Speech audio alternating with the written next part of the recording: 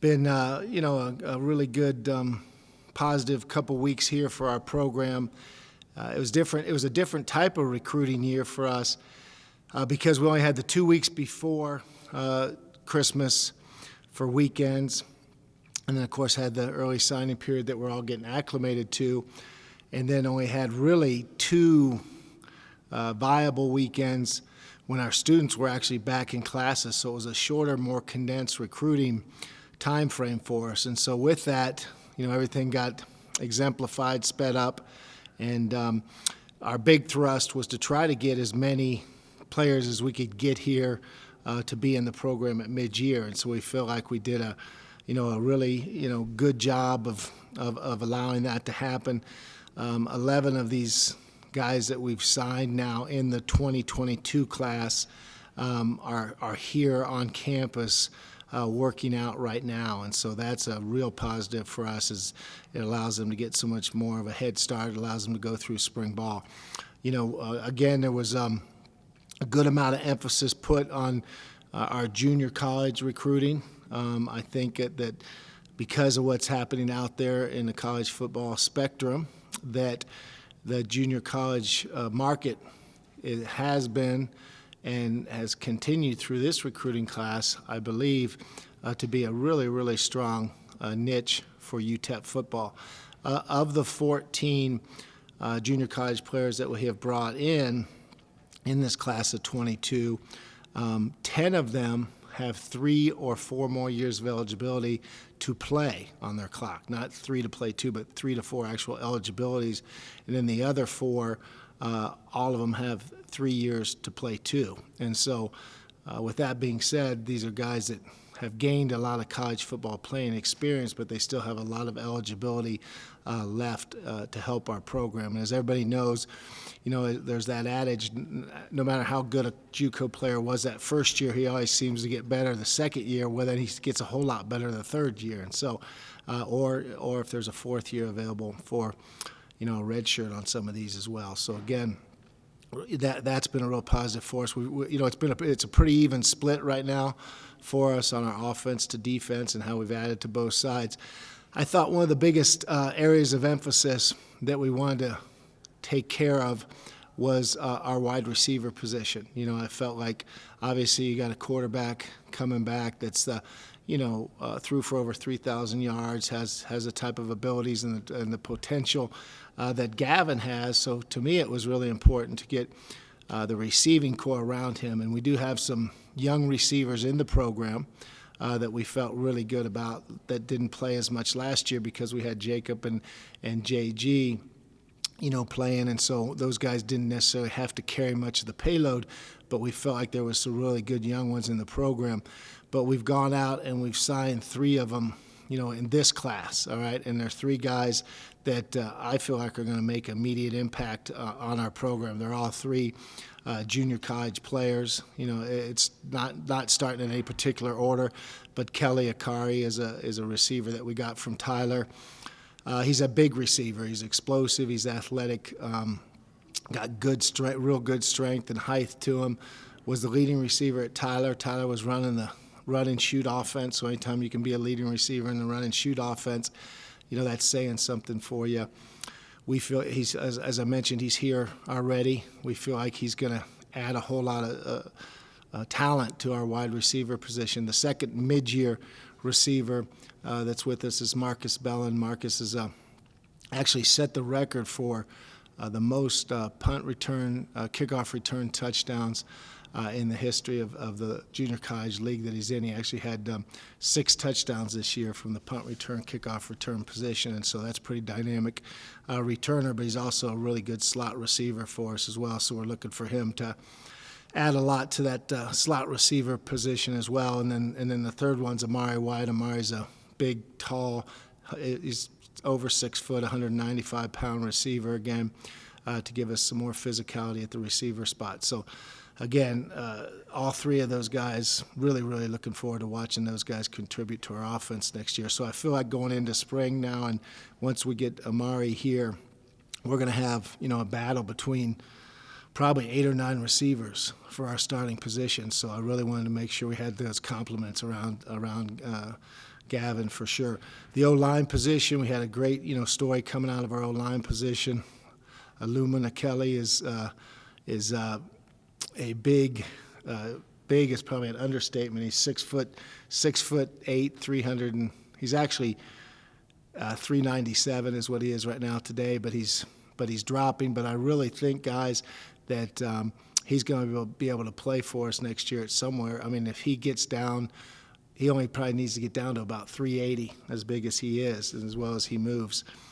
He moves as well as any big guy a guy that size I've ever been around, and has already been in our workouts. He's a mid-year guy as well, so he's already been in our workouts. So we've been able to see him and compare him. And it was funny because Praise was looking at him the other day, and I said, Praise, you were checking him out. He's like, yeah, I was trying to figure out how am I going to get around this guy? What moves am I going to do to get around this guy? So it was funny, and we could kind of read Praise. So all of us are impressed with his movement skills and what kind of athlete he is. So he's going to he'll provide immediate impact, I think, on our offensive line position. As you know, we had signed at mid-year in the first signing class. Cedric Luke to add to the O-line. He's been in working out with us, looks really good as well. So I think he's going to challenge definitely at the O-line spot. And then we signed 2 young offensive linemen out of Texas, Travion Mitchell, a guy that we think's got great potential for us, got good height, good length, kind of out of the mold that we want. Kind of looks like a lot of the other offensive linemen that we've signed since we've been here. And then we have A.J. Barton again. That's another Texas offensive lineman, big 6'5", long, athletic-looking offensive lineman. So between those 4, we feel like in this class we've really, brought, again, a good number to our offensive line. We're always going to try to add, numbers to our offensive and defensive line. So we feel good about that group for sure. The D-line, we brought in 2 defensive ends at mid-year, Mo Westmoreland and Brighton Thompson. They're both in the program looking really good, working out, and look like they're going to be able to get into our 2 deep very quickly. And then Josh Palouse, a mid-year defensive tackle that we got out of Cerritos. We got him after, he's in this signing class here that we're talking about, the second signing class, but he's here on campus as well. We were able to get him onto campus as well as a mid-year. And he's here working out and actually had his first workout yesterday and looked really good, really moves around well. He's 290-pound D tackle, and we feel like he's going to be in the same mold as some of the inside defensive junior college tackles we've been able to bring in. So really looking forward to Josh, contributing and doing some good things for us. And then Loga Vai is another defensive tackle that we signed out of California, out of Bishop Diego, that is very, very explosive for his size. He's over 300 pounds, very athletic, moves extremely well. I think he's got a chance. He's as good a young 300-pound defensive tackle that I've seen in all my years of recruiting. I don't know if I've seen one move any better than this guy does at 300 pounds, so that's saying a lot, and I really do, really, really impressed with the way this guy, how athletic he is and how well he moves. So between the 2 DNs that we signed in the first class and then these 2 inside guys, we've added 4 guys to our defensive line, which is, really an important spot for us as well. Daryl Miner was the mid-year linebacker that we took, and then our next emphasis was, we lost 3 players from our secondary last year that were in our rotation in our secondary, and so we went out and signed all told 6 defensive backs to add to this year's class. Kobe Hilton, Josiah Allen are working out with us right now. Again, they've done a really, really nice job. I think they're both going to have a great chance to start for us next year. I really do. I think they'll be hard to keep out of the starting lineup for sure. And then adding to it, we signed Latrez Shelton, a corner out of Iowa Western that's over 6 foot tall. He's, legitimately 6'1", 185, 190-pound corner that is 4 for 3 that we think is going to really help us and give us some size at corner. And then we signed Robert West, another corner out of Georgia Military that's 6'2" corner that can move pretty well and looks really good. And again, we think he's going to, give us some size at corner that's always very hard for people to find. And then Amir Boyd is a high school player out of Mountain Point in Phoenix that, again, is 6'2". And these are all legitimate measurements that we've had with them when they were on their visits. He's 6'2" and can really run. We feel like as a freshman he might be able to get in and push at that corner position as well. And then the fourth guy was D'Angelo Bellamy, who is a 6'2" safety that his film really jumps out. He's a guy I'm very, very excited about, coming from Modesto Junior College. So I think, again, he's going to be a definitely challenge for a starting position for us at the safety spot. So we feel like between those 6 DBs, we've really dressed up our secondary position. We got in our special teams, we got Buzz Fabiano, who, again, from Coach Price was able to watch him, and see film on him and be able to, watch him progress throughout the season, and kept a good eye on him, was really focused, and in doing so, he's hit some really, long field goals in his career and has a powerful leg. And on his visit, he was very athletic looking, and we felt like we had to go out and get, more depth at our kicking position. Obviously, we got Gavin coming back, but we want to get a lot more depth there at the kicking position, and so we feel like that Buzz is going to add a lot to us, and he's also a very solid punter as well. So, again, nice having, adding that to what we're doing there. So, that's the group right there, and I feel like the last position is Jake McNamara at quarterback, and Jake, obviously he was a mid-year transfer for us as well, so he's in the program. We feel like he's really a very talented passer. He was, Jordan Palmer is the one that, got us first, interested in Jake, and when you watch him throw and see those things that he does, you can really see that he's going to be a really special player for us, and really glad that he's here and able to start learning the system. And he's a good, quick learner, so it's good that he's here and able to do that part of it. And then one player that we're putting in our athlete category is Sam Michele, and he is 6'4", 225, but, I think the offense and defense are kind of fighting over where he might play. I know he'd be a really good H-back, mover, can be a tight end, can be a defensive end, but we feel like he's really, really did some good things on film, and had a injury that kept him from playing this year, but I spent some good time talking with one of the trainers at P3, a big performance facility that they have in Los Angeles, and he was able to tell me a lot of his measurables and his power that he has in his body and some things they're doing nowadays with science. And he's really, I think, going to be a really, really good prospect for us as well. So, that's our class right now. I kind of combined the two of them together, the latest announcements and the first announcements, to kind of put the big picture of everything that we've tried to, put together on this staff, so on this recruiting group. So I'll open it up to questions from there. Coach, a lot of times we ask who's going to be the quickest to make an impact. Sure. But you got so many mid-season guys. Let me phrase it this way: are these mid-season guys who could be pushing to be on the 2 deep when spring starts? Right. Yeah. Of the mid-season guys, Brett, I feel like we brought those 2 receivers in to definitely get deep into our, deep in our 2 deep right there. I mean, really challenge. I wouldn't be surprised if those 2 guys aren't helping our receiver position. And I thought it was important to do that because we lost such 2 good, we lost 2 really talented receivers from our program. And so I feel like those 2. I talked about Aluma, the way he moves, at the size that he is, I definitely think he's going to, challenge in the offensive line position for us as well. And then, defensively, I talked about Kobe Hilton and Josiah because I've been able to watch them work out. And Josiah is going to be a really, really good cover guy, and then Kobe's just a big 200-pound safety that runs extremely well. So those would be every one of them I feel like, but if I got to start, and then Mo Westmoreland off the edge right now, he's one of the best. He was the best discus thrower in high school, in the country, right? And we got him as a mid-year defensive end, and he just vertical jumped 33 inches as a defensive end in the weight room, which is like unheard of.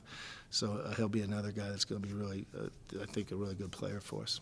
First, you guys have done maybe more with less in the last few years in terms of the recruiting cycles. This year, just been having a full complement of scholarships. Is this overall the best recruiting class that you've been able to I think our numbers have allowed us to do. We haven't had to, juggle the blue shirt component as much now. Like I said, I think we've migrated out of the blue shirt component. We're still, playing with it a little bit, but we're not into it. We don't have to be into it as much because, what's happened is the 25 plus 7 rule, which basically allows you 25 initials and then up to 7 of your guys that went in the transfer portal you can replace, right? And we had 6 guys go in the transfer portal, and we were able to replace them with guys, and I think that was a real benefit for our program. A lot of the guys that went in the transfer portal were not guys in our 2 deep, right? Most of them, almost everyone but one, matter of fact. And so it was really something good. They were in a position where they could see, hey, it's probably going to be better for me to go somewhere else, and then we were able to replace them with some of these guys at mid-year that we feel like can be a big impact on our program. So I think it got us caught up to where we need to be. How important are relationships for you all? Because you see a lot of the same colleges like Kilgore, Blinn, Tyler. You all have established good pipelines with those schools and junior colleges. How important are those relationships right there? Those relationships have been gigantic for us, Adrian, and they've been, and they just are guys that we've known for 20 years plus, through recruiting the Texas junior colleges, and they've been in positions, and now they're rising up through the ranks, but they're, doing a good job, and their head coaches and their coordinators at those levels, and they just really help us identify the type of talent they want and the kids that fit the culture. They know what our culture is. They know what we believe in and what we've done at other places, and they've been really helpful. And then, we got a really good relationship starting with some of these California junior colleges too, and just feel really comfortable that we have some good grounds built in there, and so we feel like we're doing a really nice mix of recruiting. Being at UTEP, you got to recruit Texas well, but you also got to have some good fits because of locale in California, and we feel like that's a very fertile area for us as well right now. So it was a really even mix. We actually signed guys from 7 different states in this class, but obviously California and Texas were the top 2, and then after that it kind of sprinkles out, but it's good to get a little bit of variety. We went from coast to coast. We signed player from Georgia and signed players from California. So a good mix, though, of our states, and I like that part of it. But obviously, the relationship with the Texas junior colleges is just one of the hearts and souls of our recruiting. Your boy, he was committed somewhere else until pretty recently. How did you guys kind of recruit him and get him to flip him? Yeah. Listed as a DB, but did he play quarterback in high school? He did, and what happened is that you just watch his film, and it's like this guy is just going to be really, really special because of his length and how explosive he is and how athletic he is. And so we're going through and we're going, we know that we lost Walter and we know we lost Josh, right? We know we lost 2 corners, right? And so we're like, we want to make sure. There's only a few pieces of the puzzle that we have to fill from last year's team because we didn't lose a lot, right? And so we're like, we know that those are 2 spots. And so, but we kept looking at Amir and we kept saying, he might be good enough to play as a true freshman, right? So all of a sudden his profile just kept going up and up during the recruiting part of it. And so eventually it got to the point where he had committed to Northern Illinois, but we're like, this guy's just too good to pass up. And so, we offered him, and then it really just worked out in our favor there, and he's such a great young man, got a great mom, and it was really a good land for us, I think, to be able to get him. Now that the program has had success, what's the response like? Are people real inclined on UTEP, the brand, the program in itself? Yeah, there's good and bad to that, Adrian. I mean, the good side was obviously where people see the direction. That's the really, really, really good side of it, is people see the direction of where we're going and what we've been able to do, and just the way that our players play the game. I mean, they play it real aggressive and with a lot of passion, and I hear that from a lot of the recruits and the coaches and opponents that we play, and so that's definitely become one of our brands of how we play. So I think that's caught a lot of people's attention. The negative part is that we've done such a good job with our junior college recruiting and high school recruiting that now when we offer guys, it seems like the very next day, it happened multiple times, the very next day they would get multiple offers from people that were right in their backyard that hadn't even talked to them, hadn't even seen them or talked to them. And so now that's part of the of how that's just part of the growth pattern with recruiting right now. So it just becomes a little harder to find, the diamonds in the rough right now, because we got to be careful about once we identify them, all of a sudden their stock goes up pretty fast. So it's been interesting. I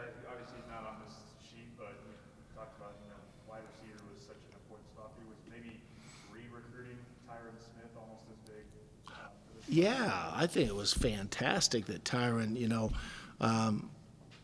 decided to stay at UTEP. I mean, there's obviously made so much sense for him to stay here, right? He had a great year last year. When you really start watching our highlight tapes, and we show highlight tapes of the recruits out here, and when you watch our highlight tapes, Tyron shows up on the highlight tape as much as anybody on our football team, right? So he was a huge part of what we did, and he just kept getting better and better. And Tyron fits our system. A guy, certain systems can use somebody like him, right? That's got that kind of explosiveness at the slot. And our system has always had really good slot receivers. And so Tyron, was obviously a huge land for us to keep him, and I think he's going to be a big part of what we're doing next year. So it's definitely nice to keep, one of your top 3 receivers. To have him coming back was really, really important for us. Then just McNamara, I think obviously that's something he'll probably redshirt freshman year, but how do you kind of project him down the road? I mean, I think people are excited for the 3-star quarterback. Yeah, I think he's definitely a huge student of the game. He's got a very strong arm. He's going to be very versatile. He's got good, quick feet, and so we can move him around and do some things with him.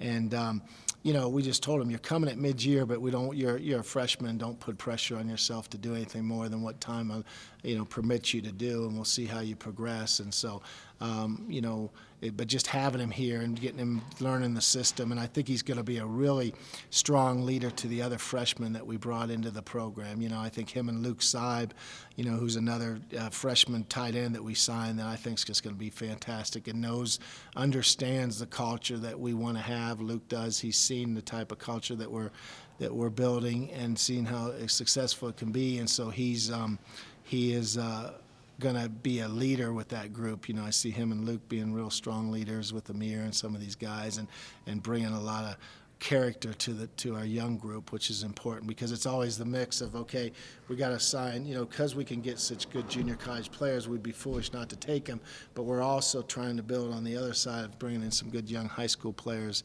at positions we think it's important to have high school players in as well. Some positions, in my opinion, you don't need to have high school players in. It's better to recruit junior college players, but obviously having Jake at that quarterback position as a young guy coming up through the system will be good. Okay, all right. Thanks, everybody. Appreciate it.